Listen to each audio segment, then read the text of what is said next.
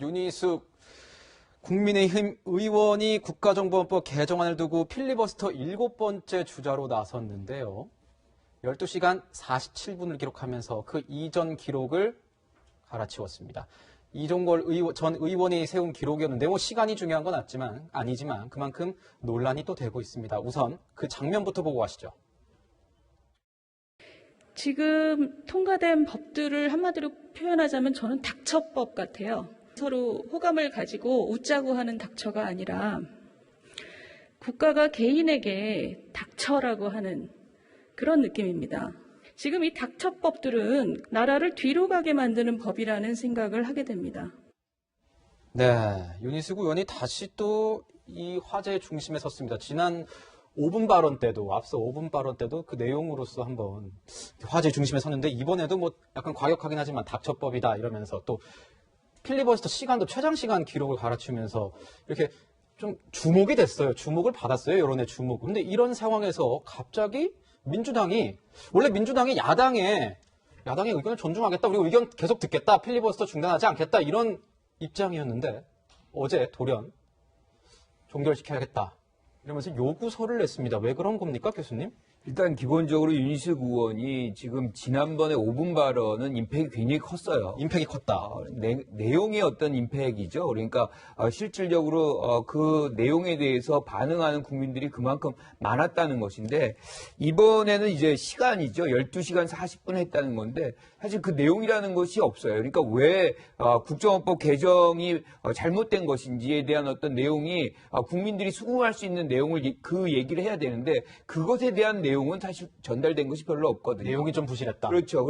그러니까 사실은 시간이 내용을 앞지를 수는 없는 거 아닙니까? 그래서 좀 필리버스터를 하더라도 왜 이제 야당 측에서 이러한 문제들을 계속 개진하는지를 좀 국민들에게 알릴 수 있는 내용들을 갖고 나와야지 시간만 계속 늘리면은 안 되겠다. 지금 이 상황이 지금 민주당 말씀하셨지만 민주당이 갑자기 방향을 선회한 거 아닙니까?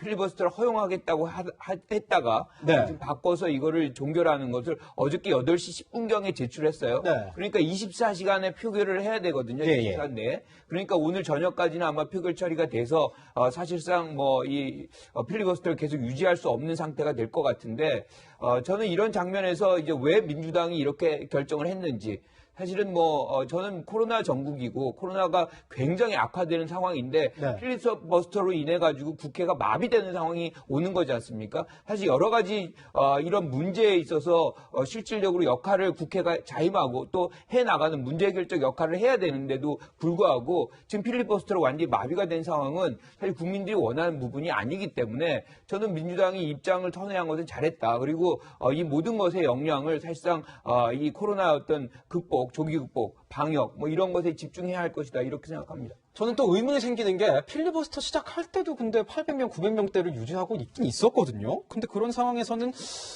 이 야당의 입장을 들어주겠다 했는데 갑자기 1000명이 넘었다고 이거를 안 한다. 저는 솔직히 잘 이해가 안 가요. 그래서 변호사님께 좀 여쭤볼게요. 왜냐? 야당에서는 이런 얘기가 나옵니다. 방금 윤희숙 의원은 별로 내용이 없었다 이렇게 말씀해 주셨는데 야당에서는 마가렛 대처를 보는 것 같다. 영국의 어떤 수상이죠. 네? 이런 얘기까지 나올 정도로 내용에 충실했다. 이런 얘기가 나와요. 반대 의견도 있을 것 같아서 변호사님께 한번 여쭤보고 싶어요. 이런 거죠. 이게 12시간을 했잖아요. 12시간 하다 이 얘기저기 다 하게 됩니다. 거기에 국정원법이라든지 윤희숙 의원이 문제를 삼는 그 법들에 대해 왜 반대하는지 내용은 없을 수가 없는 거고. 다만 12시간 하다 보니까 거기서 이제 언론에 보도되고 이런 것들이 가장 좀 내용과 상관없이 딱 귀를 잡아 끄는 그런 내용들. 그래서 닥쳐법 이런 내용들이 이제 언론에 이제 보도되곤 하는 건데 저는 민주당이 국민의힘의 이 필리버스터가 좀 반향을 일으키는 좀 부담스러웠다고 저는 그렇게 봅니다. 부담스러웠다. 야당이 갖춰야 되는 자질의 두 가지죠. 하나는 야성, 그러니까 투쟁력이라는 거죠, 기본적으로. 그 다음에 투쟁력만 가지고 있어서는 절대 집권하지 못하니까 대안을 제시한 이 수권 능력, 이 두 가지를 가져야 되는 건데 지금의 국민의힘 같은 경우는 솔직히 말씀드리면 당직자분들은 대단히 죄송하지만 수권 능력, 대안 제시한 수권 능력도 없고 투쟁력도 없어요. 두 개 다 없어요. 근데 지금 이 겨울의 정기국회 정국에서 야당 입장에서 보면 이 필리버스터를 통해 가지고 뭔가 야당의 야성, 투쟁력을 보여줄 수 있는 절호의 기회거든요. 더군다나 이게 무슨 장외 투쟁도 아니고 원 내에서 합법적으로 하는 겁니다. 그러니까 비판 받을 것도 없어요. 국회를 버리고 밖으로 나가는 것도 아니니까. 근데 처음에 사실은 뭐 여러 언론에서 좀 보도가 되긴 했지만 민주당 내 분위기가 이거 한번 해보려면 해보세요. 뭐 얼마나 할 수 있겠어. 80명 가지고 저 국민의힘이 저 투쟁력이라는 게 전혀 없는 당인데 예전에 우리가 야당일 때나 그렇게 장기간 했지 할 수 있겠어? 라는 시각이 어느 정도는 좀 있었던 것 같아요. 그런데 국민의힘에서 초선 의원들을 중심으로 해서 우리 한번 해보자. 이런 분위기가 일어났고 계속 초선 의원들이 릴레이로 지금 필리버스터 10시간씩 12시간씩 하고 있는 거 아니겠습니까? 이렇게 하면서 뭔가 당이 좀 단합이 되고 야당으로서의 기본적인 자질인 투쟁력을 그것도 장외가 아니라 원내에서 보여줄 수 있는 장이 열렸던 거죠. 이거 민주당으로서는 그렇게 달가운 상황은 아닙니다. 달가운 상황이 아니었다. 네, 그래서 아마 저는 민주당이 그냥 급작스럽게 뭐 저 의석수를 가지고 필리버스터, 그것도 물론 합법적인 거죠. 의석수가 많으니까 필리버스터를 종료하는 어떤 그런 절차에 들어간 거로 봅니다. 네. 네, 국민의힘은요, 일단 오늘 저녁에 국정원법 개정안에 대해서 뭐 표결도 하고 강제 종료될 가능성도 있지만요, 그 다음 안건으로 이 또 대북전단 금지법에 대해서도 무제한 토론을 신청해놔서 다시 또 이게 재개될 가능성도 있어 보이는데요. 근데 저희가 보기에는 이제 의석수에 번번이 밀리면서 뭐 법안 처리도 그렇고 필리버스터도 그렇고 야당의 뜻대로만은 되지 않는 것 같기도 해요. 네, 그래도 밀릴 때 밀리더라도 끝까지 야당의 역할을 하는 모습 보여주는 게 여론전에 도움이 된다고 판단을 한 것 같고요. 네. 이번 필리버스터 국면에서 국민의힘이 잘한 점은 비쟁점 법안에 대해서는 합의 처리를 본회의에 다 해줬다는 겁니다. 네. 만약 국회가 해야 될 일을 처리하지 않고 이 시국에 필리버스터만 한다면 일은 안 하고 뭐 하는 거냐 이런 비판 받을 수 있지만요. 본회의 마지막 날 100개가 넘는 법안에 대해서 여야가 합의해서 표결 통과 처리가 됐습니다. 네. 꼭 여야의 대치가 되는 쟁점 법안들, 예를 들면 공수처법이나 지금 하고 있는 국정원법 그리고 대북전단금지법을 제외한 우리 실생활과 관련이 있는 대다수의 법에 대해서는 국민의힘이 선뜻 동의해줘서 통과가 됐기 때문에 사실 여당 입장에서는 지금 일하자는 명분을 내세울 수가 없는 거예요. 왜냐? 해야 될 일은 다 해버렸기 때문이죠. 예산안 통과를 비롯해서. 그렇기 때문에 이 시점에서 무리하게 여당이 이 180석을 모아서 필리버스터를 종결시키는 게 어떻게 보면 여론이 바라봤을 때는 아니 야당이 일을 안 하고 저거 하겠다는 것도 아니고 할 일 다 하고 이야기 좀 하겠다는데 왜 저것도 안 들어주시라는 그런 생각을 할 수도 있는 부분이고요. 그런 점에 있어서 지금 야당에서 이 필리버스터 국면을 만든 것은 과거의 패스트트랙 국면에서 보여줬던 그러한 전략보다는 그래도 일은 일단 하고 하자. 한층 전략이 그래서 좀 성숙됐다. 황교안 대표와 김종인 비대위원장의 리더십에서 어느 정도는 차이가 보이는 부분이라는 점을 말해주고 싶고 만약 이번에 오늘 오후 8시에 180석 이상을 모아서 필리버스터 종결을 성공시키게 된다면 대북전단금지법 같은 경우도 24시간 안에 또다시 180석 모을 수 있을 것으로 보여집니다. 네. 국민 여러분, 시청자 여러분들께서도 한번 뭐 인터넷을 통해서 이 장면을 보시는 것도 나쁘지 않을 것 같습니다. 그렇게 정치에 참여하는 거니까요. 그래서 판단을 하시면 될 것 같습니다. 자, 이런 상황에서 야당은 이런 뭐 필리버스터도 끝내고 종결시키고 마음대로 종결시키고 이런 모습이 입법 독주가 아니냐. 이렇게 하는 상황에서 우리는 그러면 또 대비를 시키겠다. 김종인 위원장이 그렇게 생각하는 것 같아요. 자, 어떻게 대비를 시키냐. 이 필리버스터 문제뿐만 아니라 이명박 박근혜 전 대통령에 대한 어떤 사과의 모습을 통해서 우리가 수권 정당으로서 이런 모습을 우리가 좀 보여주고 싶다.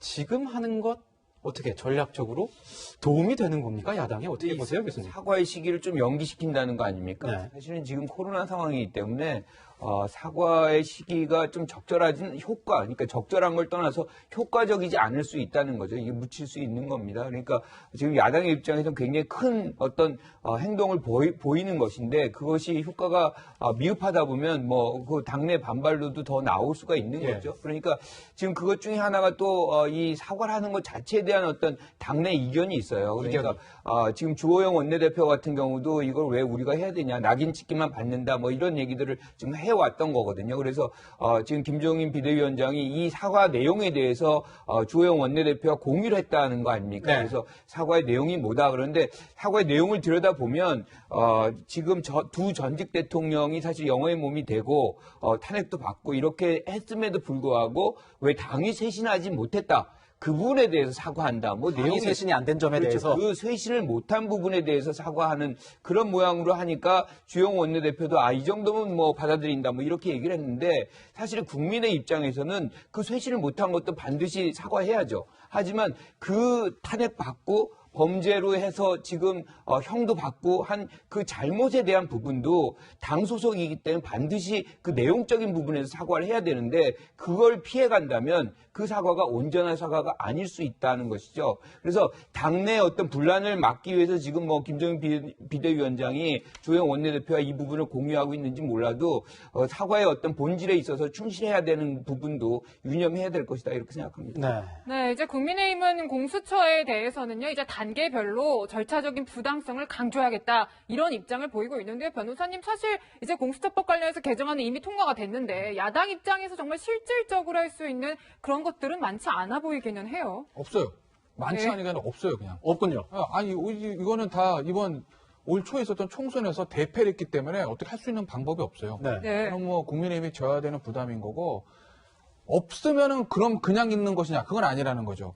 어차피 못 막을 거라면 최소한 이게 얼마나 부당하고 민주당이 밀어붙이는 게 얼마나 무리했는지를 국민의힘 입장에서 그걸 이제 여론전을 통해서 알리는 거. 그거 말고는 방법이 없거든요. 여론전밖에는 방법이 없는 그렇죠. 상황. 현실적으로 어떻게 하겠습니까? 180석 대 100석인데 이미 법은 통과된 거고. 그래서 법을 통과됐기 때문에 민주당 원하는 대로 공수처장을 선임할 수 있는 그런 구조가 법이 만들어졌기 때문에 그게 얼마나 부당하고 공수처가 잘못 활용하게 되면 얼마나 많은 문제가 생기는지 그런 것들을 국민의 입장에서 언론을 통해 가지고 알려서 뭐 여론전을 가는 거 말고는 방법은 없죠. 근데 지금 사실 제가 봤을 때 더 중요한 거 아까 제가 그렇게 말씀드렸잖아요.